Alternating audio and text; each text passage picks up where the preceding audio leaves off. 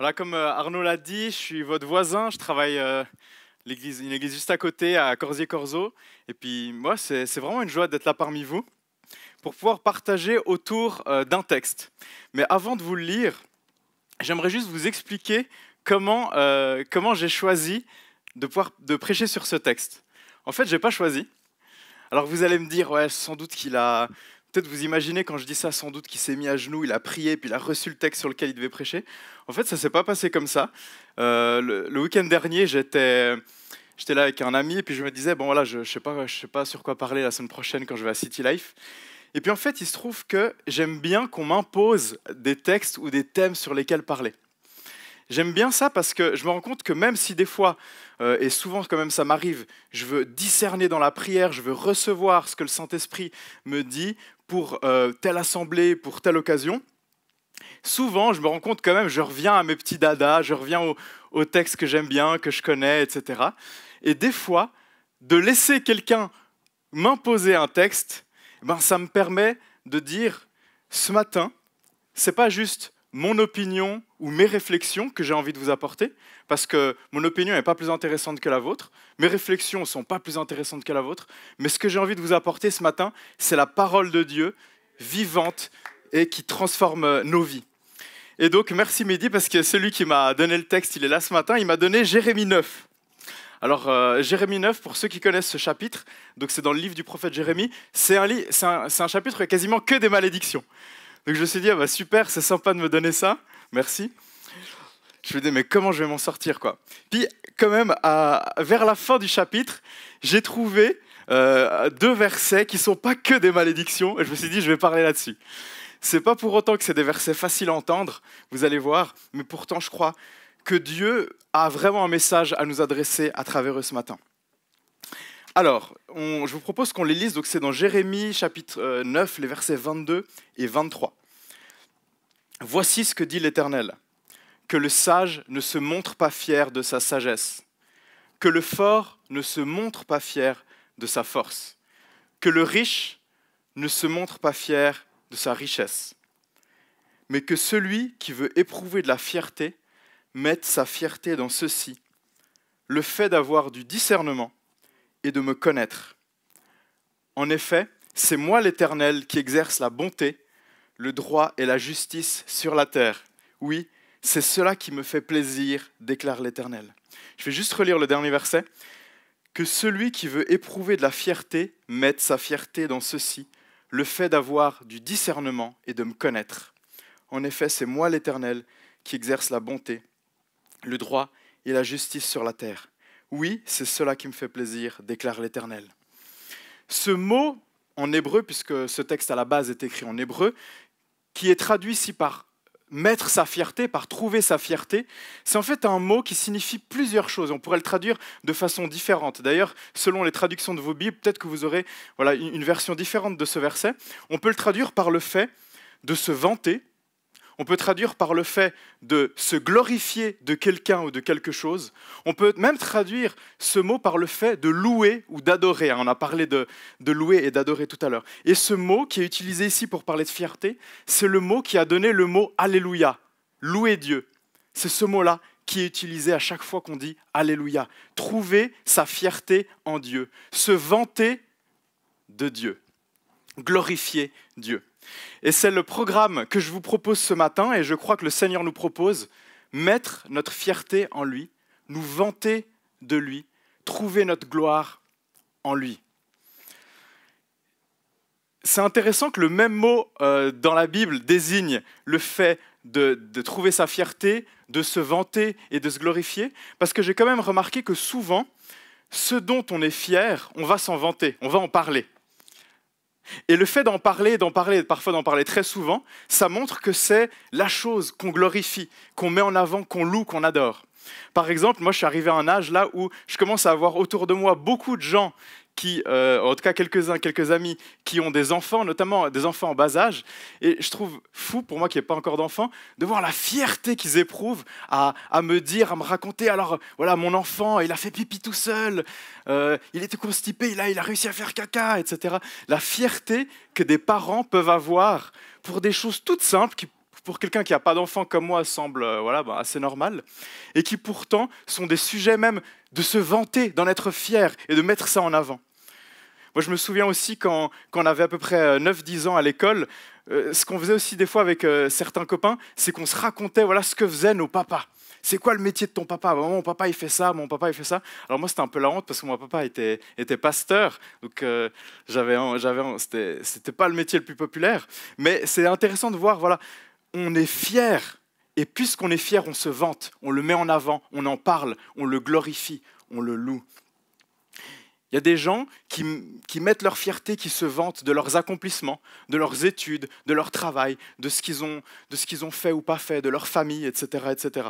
Une fois, j'ai rencontré un supporter anglais de foot qui avait dit cette phrase que je trouvais assez hallucinante. Il m'avait dit, mais c'était un fan de Manchester United, pour ceux qui connaissent, il avait dit « Dans ma vie, il y a 3 choses. Manchester United, mes enfants, ma femme, dans cet ordre. » Il y a des gens qui se glorifient dans ces choses-là.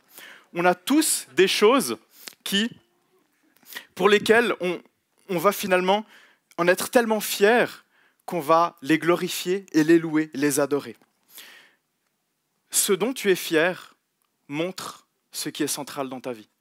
Là où tu mets ta gloire, ça révèle ce qui est central dans ta vie. Si tu parles sans cesse de tes enfants, si tu parles sans cesse de ton travail, de tes études, de tes accomplissements, si c'est là que tu mets ta gloire, alors ça montre ce qui est au cœur de ta vie. Et dans le contexte de ce passage, le prophète Jérémie, il est attristé.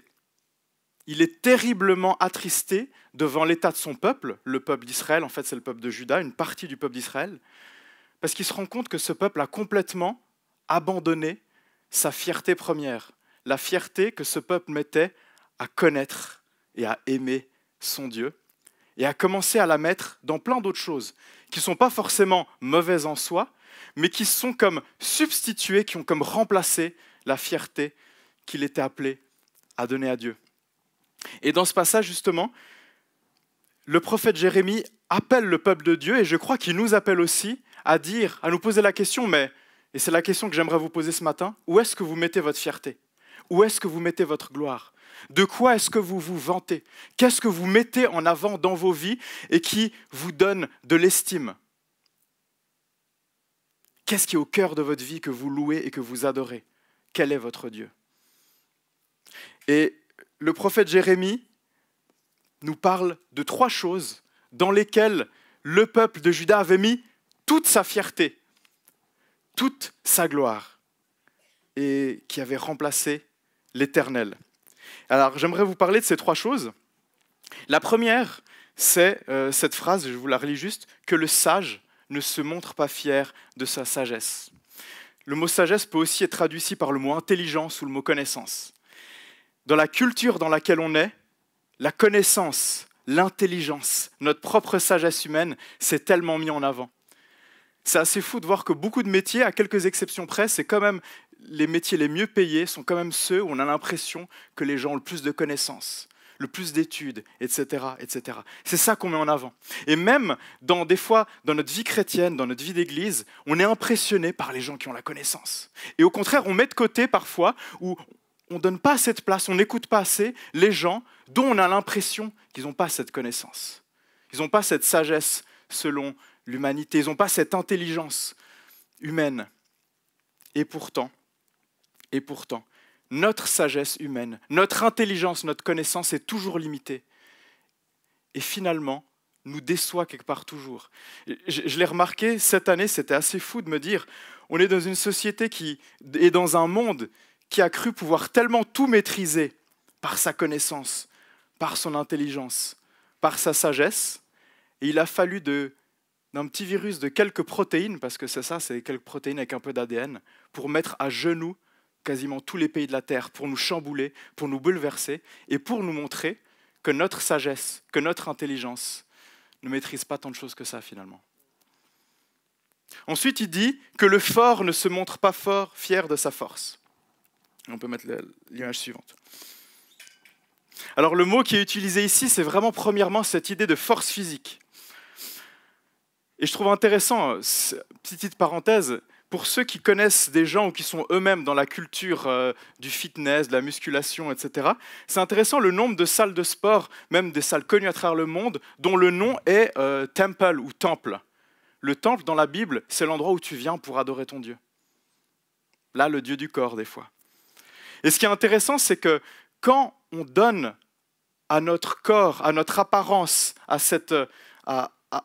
toute cette question du physique, le pouvoir de nous donner de la fierté, il y a aussi un revers de la médaille. Le revers de la médaille, c'est qu'à un moment, ça va disparaître, que ce soit la beauté, que ce soit la force, que ce soit les muscles, que ce soit, etc. À un moment, ça disparaît. Et si on a laissé à ces choses-là le pouvoir de nous donner de la fierté, au moment où elles nous sont enlevées, parce qu'elles nous seront à toutes et à tous enlevées à un moment, eh ben on leur donne le pouvoir de nous laisser vides et de nous détruire. Mais la force, ce n'est pas seulement la force physique, c'est aussi la compétence, n'est-ce pas? Et ça, en Suisse, on aime bien la compétence. On aime bien être compétent, on aime bien prouver qu'on sait faire, on aime bien s'entourer de gens qui maîtrisent, qui sont compétents, qui sont pertinents, qui savent faire les choses. C'est bon d'être compétent et c'est bon d'exceller. Mais la compétence, c'est un peu comme cette épée. Il y a deux façons de l'utiliser. La bonne façon, c'est de prendre cette compétence qui m'a été donnée et de pouvoir l'utiliser, de pouvoir la manier pour la gloire de Dieu. Et là, elle devient une arme extraordinaire.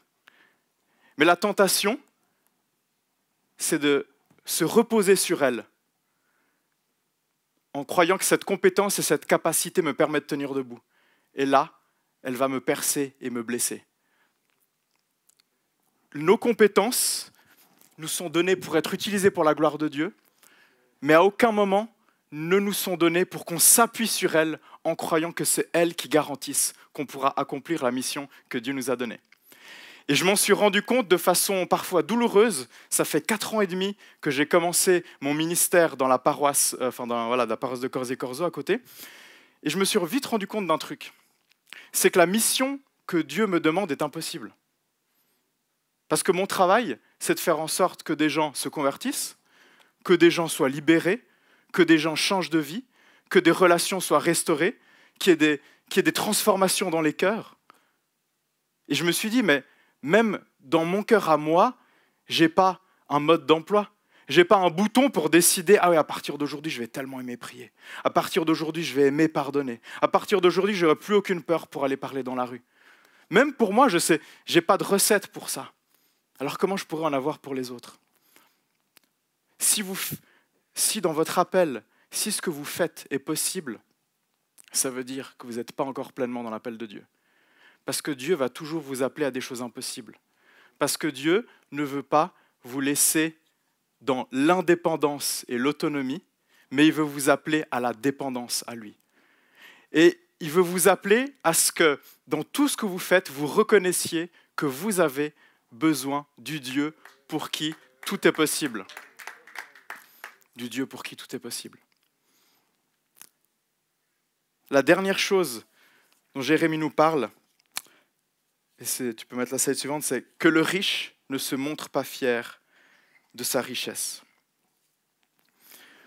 Ah, l'argent, beau sujet tabou parmi nous. C'est assez rare, effectivement, de rencontrer des gens qui vont tout de suite vous dire leur salaire à la première rencontre. Même parmi les amis, et même dans la famille, ça ne se fait pas trop. On aime bien être assez discret et on aime croire finalement que voilà, c'est un sujet qu'on met de côté. D'ailleurs, ça crée pas mal de soucis, mais je ne vais pas parler de ça. En même temps, on est très fort pour subtilement trouver notre fierté et trouver notre gloire, peut-être pas dans le fait d'aller afficher notre salaire à tout le monde, mais peut-être trouver notre gloire dans les choses qui nous permettent d'acheter. Aujourd'hui, c'est beaucoup des expériences. Combien de gens, aujourd'hui, préfèrent vivre une expérience moyenne, mais qui vont pouvoir mettre sur des réseaux sociaux, qui vont pouvoir diffuser, juste pour que les gens pensent qu'ils ont vécu quelque chose de bien, plutôt que de juste profiter de ce qu'ils ont vraiment vécu. Parfois aujourd'hui, la gloire et la fierté qu'on peut tirer d'avoir acheté une expérience, d'avoir acheté quelque chose, est plus importante que le fait de profiter de la chose même. Et ce qui est vrai pour les possessions, ce qui est vrai pour les expériences, est aussi vrai pour les relations et les amitiés. Combien sont tentés de se dire, finalement, j'ai envie de montrer que je suis entouré, j'ai envie de montrer que je suis aimé, j'ai envie de bien mettre en avant que j'ai des bonnes amitiés ou j'en ai beaucoup. Comme si l'intérêt des relations, c'était d'abord de vouloir montrer aux autres que j'en ai, de vouloir en tirer une fierté et une gloire. Et on voit qu'on va de plus en plus dans des modes de relation, dans des styles de vie où on est poussé à ça. Au lieu de vivre la chose, de juste essayer d'en tirer une fierté, une gloire et puis une validation dans le regard des autres. Toutes ces choses que j'ai pu citer, que ce soit les richesses, que ce soit la force, les compétences, que ce soit la sagesse, toutes ces choses-là, à un moment, vont disparaître. Rien de tout cela, on pourra l'emporter. Et on a des fois du mal à se rendre compte, mais notre vie, ici, sur Terre, j'ai pris un triple mètre, c'est même pas 1 millimètre de ce triple mètre. Vous ne voyez pas, mais c'est normal, c'est tellement petit, c'est tellement instantané, c'est tellement rien. Par rapport à l'éternité que Dieu nous propose de vivre avec lui, par rapport à tous ces enjeux qui sont éternels, ce petit millimètre de notre vie ici présente paraît bien insignifiant. Et c'est pourquoi on est appelé à rediriger notre perspective et à nous dire, mais je n'ai pas seulement envie de vivre pour ce premier petit millimètre. Il est décisif, il est important, il est très important, parce qu'il va déterminer toute la suite. Mais ma perspective, c'est pour l'éternité qui vient après. Et si j'avais un vrai maître qui pouvait représenter l'éternité, eh ben, je continuerais à le tirer indéfiniment. Ce à quoi Dieu nous appelle ce matin, c'est de changer nos perspectives. C'est de vivre pour la bonne chose. Et Jérémie continue en disant que celui qui veut éprouver de la fierté, parce qu'il dit pas qu'il ne faut pas éprouver de fierté, mais que celui qui veut éprouver de la fierté mette sa fierté dans ceci, le fait d'avoir du discernement et de me connaître. En effet, c'est moi l'Éternel qui exerce la bonté, le droit et la justice sur la terre. Oui, c'est cela qui me fait plaisir. La véritable fierté dans nos vies, c'est de pouvoir discerner qui est Dieu et de le connaître. Et j'aimerais juste m'arrêter sur le fait de discerner qui est Dieu. Dieu, c'est comme toute autre personne. Quand on rencontre quelqu'un et qu'on le connaît peu, on se fait une image de lui ou d'elle, à partir de ce que d'autres nous ont dit, à partir de ce qu'on a peut-être vu sur des réseaux sociaux, à partir de sa réputation, etc. Et quand on apprend à connaître la personne, toutes nos images mentales, toutes nos préconceptions commencent à être challengées, commencent à être défiées, et souvent vont voler en éclats parce qu'on se rend compte que la personne est différente que l'image qu'on avait d'elle. Dieu n'est pas différent par rapport à ça. Très souvent, on a des images, on a des préconceptions de comment on pense que Dieu devrait être pour qu'il nous corresponde. Et on se crée un petit Dieu à notre image. Comment arriver à discerner qui est Dieu? J'aimerais juste vous donner un moyen imparable, sa parole. La parole de Dieu, la Bible, c'est le livre dans lequel Dieu va se faire connaître à vous dans des dimensions qui vont peut-être vous déranger, qui vont peut-être vous défier, qui vont peut-être vous interpeller. Peut-être que vous êtes très à l'aise avec certains aspects de Dieu, mais pas du tout avec d'autres. Et pourtant, dans sa parole, il va tous les révéler à vous et il va dire « Prends-moi, aime-moi, connais-moi entièrement tel que je suis. » Pas seulement ce qui t'arrange ou seulement ce qui correspond à ce qu'on t'a dit de moi depuis mon enfance, mais prends-moi entièrement tel que je suis. Et je suis fasciné de voir quand on commence à lire cette parole. S'il y en a qui n'aiment pas la lire, vous pouvez l'écouter. Il y a plein de moyens de pouvoir s'en nourrir. Mais de pouvoir lire cette parole, ça change, ça renouvelle notre intelligence. Et ça renouvelle notre façon de voir qui est Dieu. Et ça nous appelle et ça nous amène au but ultime de toutes nos existences, qui est le fait de le connaître et le fait de l'aimer. Si on est là ce matin, c'est pour connaître et aimer Dieu. Si on prend des temps de prière, c'est pour connaître et aimer Dieu. Si on lit la parole, c'est pour connaître et aimer Dieu. Si on fait des live groups, c'est pour connaître et aimer Dieu. Et à partir du moment où on vit toutes ces choses en perdant ce focus-là, en ne mettant pas cette chose-là en premier au centre, on perd le sens de ce qu'on fait. Combien de fois, moi, dans ma vie, je suis venu à Dieu comme on vient, vous savez, à ces distributeurs rouges, là, ces distributeurs Selecta, il y en a à la gare de Vevey, par exemple. Juste venir avec une petite liste de bénédictions, de choses à faire. Puis tu mets ta carte de crédit ou tu mets ta petite pièce et puis Seigneur, bénis-moi, bénis-moi. Bien sûr que Dieu veut nous bénir, mais il n'est pas un distributeur Selecta. Il est une personne à rencontrer, à découvrir, à aimer chaque jour, à chaque rencontre. Et c'est vraiment ce sens-là que doivent prendre toutes nos rencontres, tout ce que nous faisons. Ce n'est pas juste pour être des bons petits chrétiens. C'est vraiment pour le connaître et pour l'aimer. C'est le but de nos existences. C'est ce qui nous donne la gloire, c'est ce qui nous donne la fierté. C'est ce à quoi on est appelé. Alors, j'aimerais vous proposer une vie, j'aimerais vous proposer des activités d'église où, avec cette perspective de l'éternité, avec la perspective de ce qui va venir après en vous disant, moi j'ai envie de prier, j'ai envie de témoigner, j'ai envie de louer, j'ai envie de me retrouver, j'ai envie de faire des petits groupes, j'ai envie d'œuvrer pour le Seigneur, pour qu'un jour, je sois devant lui, devant le Seigneur Jésus, et qu'il me dise, on se connaît nous, on se connaît. Et là, vous pourrez être fiers, là vous pourrez vous retourner peut-être vers vos potes qui sont à côté de vous, et vous pourrez dire, tu vois, avec Jésus, on se connaît. Il me connaît, et je le connais. Ça, c'est une vie réussie. Et rien d'autre, c'est ça une vie réussie. J'aimerais vous proposer de prier pour qu'on puisse maintenant recentrer nos cœurs, peut-être nos focus, nos pensées, parce qu'on est tellement facilement pris à mettre nos fiertés dans les choses passagères, à mettre notre gloire dans les choses qui vont passer, alors que Dieu nous dit de mettre notre gloire et notre fierté dans la seule chose qui va demeurer pour l'éternité, lui-même. Amen. On va prier.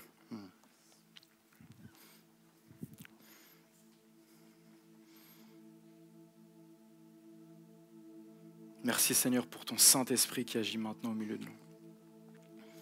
Merci pour ta parole qui vient nous encourager, qui vient nous bénir, qui vient aussi nous challenger et nous défier. Merci pour ta parole qui porte du fruit en nous, Seigneur. Moi, Seigneur, j'ai envie de te demander pardon pour toutes les fois où je mets ma fierté, où je mets ma gloire dans des choses qui te remplacent, des choses qui passent.